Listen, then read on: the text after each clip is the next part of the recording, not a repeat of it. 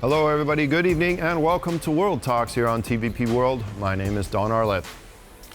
Sir Keir Starmer made his first trip to Kyiv as Prime Minister, vowing to put Ukraine in the strongest possible position in 2025. The British Prime Minister assured that the UK will never let up in providing vital support to Ukraine.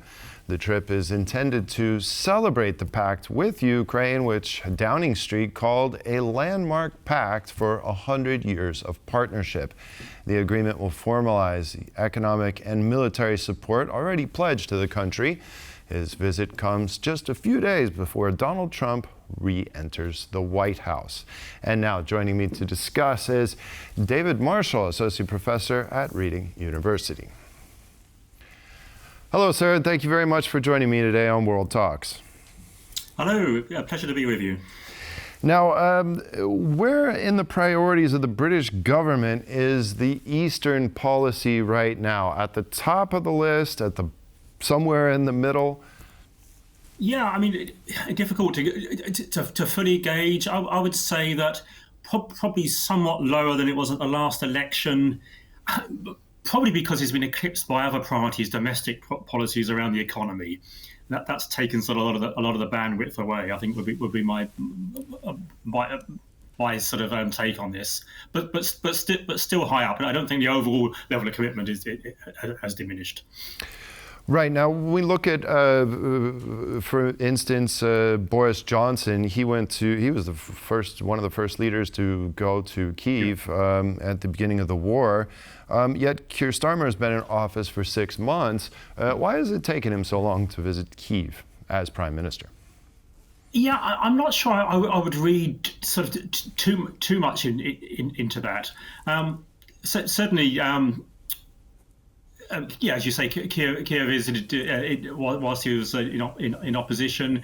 David Lammy visited, who's a Foreign Secretary of the UK, visited with Secretary of State Anthony Blinken in September. But I think again, come back to my previous answer. I mean, I think domestic politics have his opinion polls are low. He's got domestic battles to fight, I think is probably the answer. Now, on leaving the European Union, I'm sorry to remind you about Brexit, but when we look at, the isolationist, if you will, somewhat policy of Brexit, yet we look at the United Kingdom as being one of the leaders in NATO, especially in Europe. How do those two things balance each other? Why is the UK so adamant about being a leader in terms of security with Europeans? Yeah, I don't see sort of a strong contradiction there in terms of even for Britain's time in the European Union. One of the key aspects of that was ensuring that Europe didn't move too far on the defence side, favouring a kind of a NATO or North Atlantic Treaty solution with the US. So I think that's consistent with long-running sort of priorities.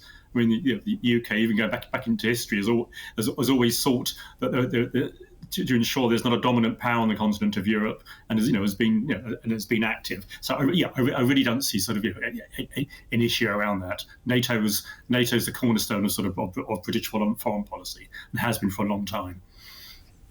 When we look at the economy and the fallout from Brexit, of course, you would expect to hear voices that are more isolationist, that are saying we need to focus on the here and now in our own country, similar to what we've seen in the elections in the United States.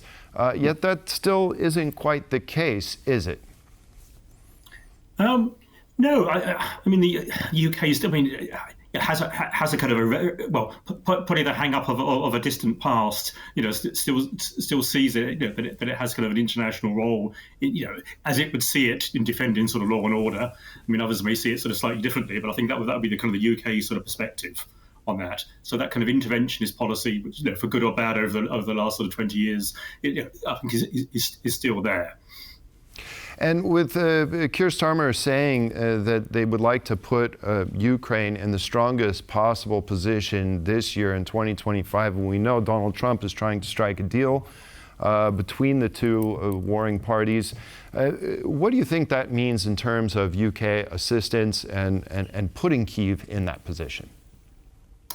Yeah, but I think that the visit is not sort of it's not coincidental, on the eve of sort of Trump's inauguration. I would strongly suspect. So I think it's sending a signal to sort of to Washington what the UK policy is, and offering that reassurance. But come back to your question. I mean, there's only so much the UK can do here. I think the assistance is guaranteed, but it's one player amongst several. So yeah, it's signaling its commitment. It's putting that on the table. I think at the right time, but again, limits of what it can really achieve. I believe. Somewhat. If we look back in the past, I mean, we see the UK sending Challengers, sending Storm Shadows, actually stepping up in places that Germany refused to do so. So is the UK the leader, if you will, amongst European NATO members to give capabilities to Ukraine that otherwise may have not been given? I think. I mean, there are many aspects to it, and leadership, falls in different ways. But I think certainly in terms of more advanced weaponry, weaponry that's capable of striking. We're inside Russia. I think the UK probably has been sort of quietly one of the more assertive sort of powers, for sure. Yeah. So the Storm Shadow and its wider usage, completely. So yeah. So defensive in an offensive way, I think it probably UK has led the pack in Europe. Now, for years, the UK financial sector has been a safe haven for Russian money and for Russian oligarchs with ties to Vladimir Putin. How does it look now after 3 years of war with Ukraine? Well, I mean, the UK has been, to a degree, a haven for Russian oligarchs that are associated with Putin and not. Berezovsky, Skripal. So it takes money. It's a financial centre. I mean, certainly, the sanctions have bitten hard. Arguably not hard enough. But there are relatively few Russians in London compared to how things were before. Yeah, does that answer your question? Yeah. Well,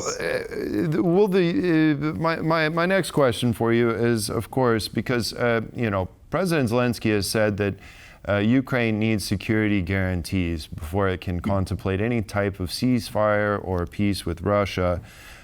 Will the UK, because there's mention of NATO troops being deployed potentially to Ukraine to in fact guarantee the peace, and that's short of any kind of NATO membership being offered to Ukraine. So the question is, will the UK be a key player? Is it interested in being a key player in these security guarantees for Ukraine?